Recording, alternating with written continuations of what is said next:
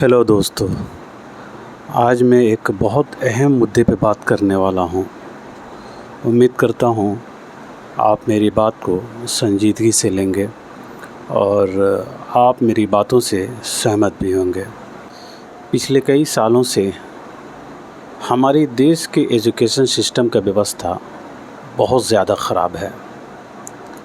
दोस्तों, आप बखूबी इससे वाकिफ़ होंगे।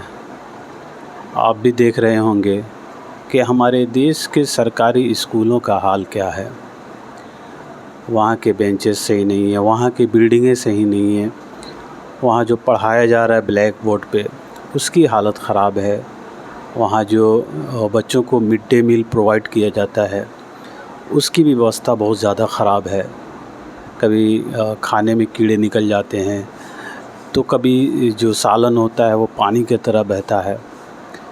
सही मात्रा में बच्चों को प्रोटीन नहीं मिल पाता है और पढ़ाई का जहाँ तक सवाल है वो तो उससे ज़्यादा जो है बद से बदतर है। आखिर क्यों बच्चे जो है सरकारी स्कूलों में जाने से कतरा रहे हैं या उनके गार्जियन जो हैं वो अपने बच्चों को सरकारी स्कूलों में भेजने से कतराते हैं? रीज़न यही है, आप सबको मालूम है। दोस्तों, मैं आज इसी मुद्दे पे आपसे बात करने वाला हूँ। स्कूल ठीक करो मूवमेंट, आपको भी इसमें बढ़ चढ़कर हिस्सा लेना चाहिए और सरकार से एक आवाज़ उठाना चाहिए कि हमारे स्कूलों की जो व्यवस्था है उसको ठीक किया जाए। आखिर हमारा इंडिया, हमारा हिंदुस्तान, हमारा भारत बाकी मुल्कों से क्यों पीछे है? बात साफ़ है, यहाँ के एजुकेशन सिस्टम का व्यवस्था बहुत ज़्यादा ख़राब है। आप देख सकते हैं जितने भी पॉलिसी बनी, कोठारी कमीशन कह लीजिए या फिर न्यू एजुकेशन पॉलिसी 1967, 1986 और अभी जो 2020 है, इन सभी में जीडीपी का 6% जो है एजुकेशन पर खर्च करने का बात किया गया था। लेकिन आज भी आप देखिएगा गूगल करके तो उसका 6% अभी तक आपको नज़र नहीं आएगा।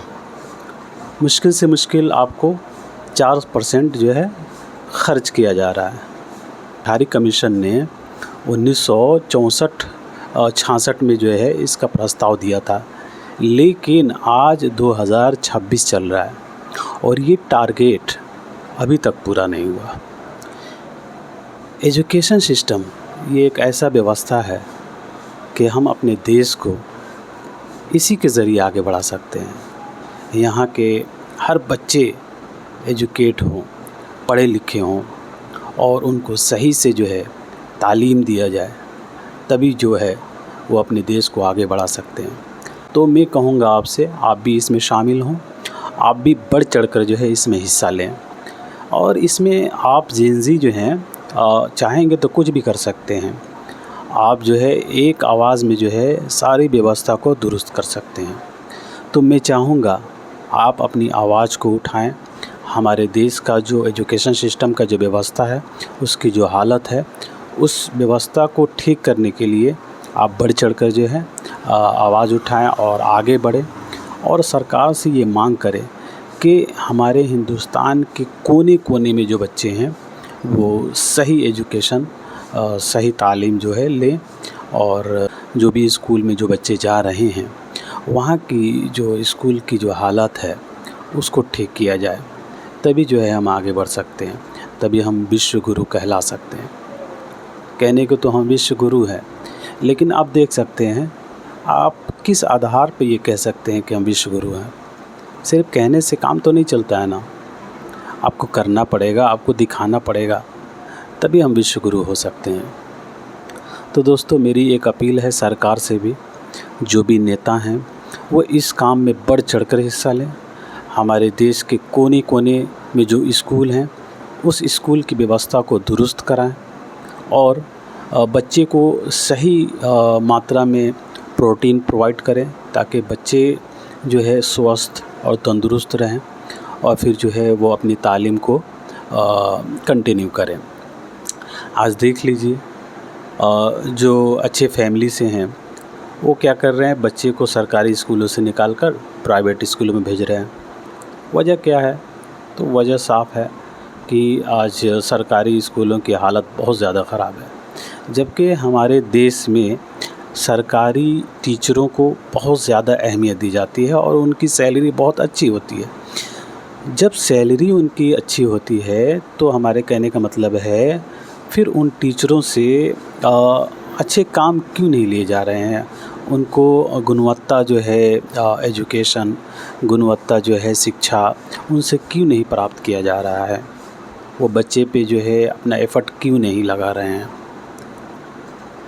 और वहीं आप देखिए, एक प्राइवेट स्कूल का एक टीचर है और वो जो है कम सैलरी में वो अच्छा जो है एजुकेशन प्रोवाइड कर रहा है, जो है बच्चे वहाँ से अच्छी तालीम हासिल कर रहे हैं। रीज़न क्या है?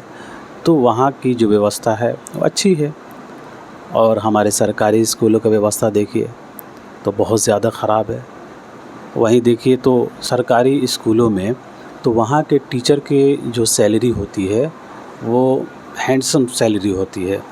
टीचरों को तो अच्छी सैलरी मिल जाती है, लेकिन वहाँ पढ़ने वाले बच्चों को क्या मिलता है? कुछ नहीं।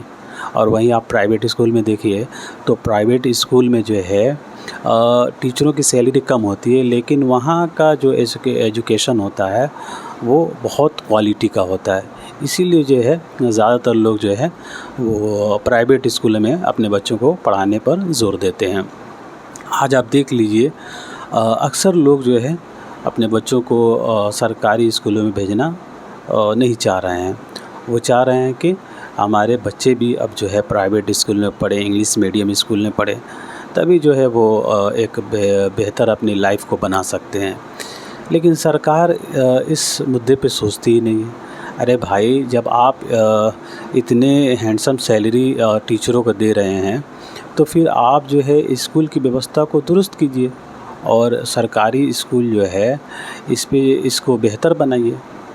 आखिर बच्चे क्यों नहीं जाना चाह रहे हैं? गार्जियन क्यों नहीं भेजना चाह रहे हैं? कई सारे स्कूल जो है बंद भी हो रही हैं।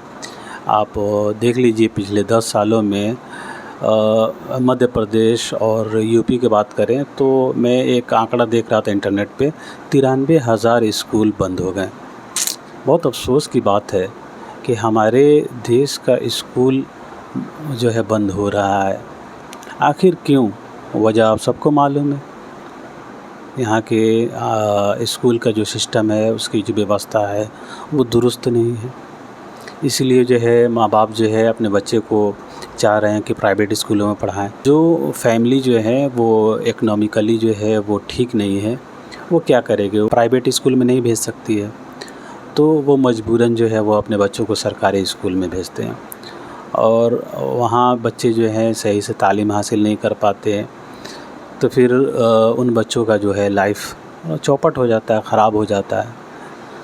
तो दोस्तों, मैं आपसे एक गुजारिश कर रहा हूँ कि आप जो है इस मुद्दे को गंभीरता से लें और इसमें बढ़ चढ़कर आप हिस्सा लें और इस मूवमेंट को, स्कूल ठीक करो मूवमेंट को जो है आप संजीदगी से लें और सोशल मीडिया पे जाएं, उसे ट्रेंड कराएं, सरकार से जो है मांग करें कि हमारे देश का जो एजुकेशन सिस्टम का जो व्यवस्था है दुरुस्त कराया जाए। हमारे स्कूलों की जो बिल्डिंगें हैं उसे मरम्मत कराई जाए, उसे सही कराया जाए, तभी जो है हम आगे बढ़ सकते हैं। इस पूरे मामले में आपका क्या ख़्याल है? आप अपने ख़्याल को कमेंट बॉक्स में लिखकर ज़रूर बताइएगा। जय हिंद, जय भारत।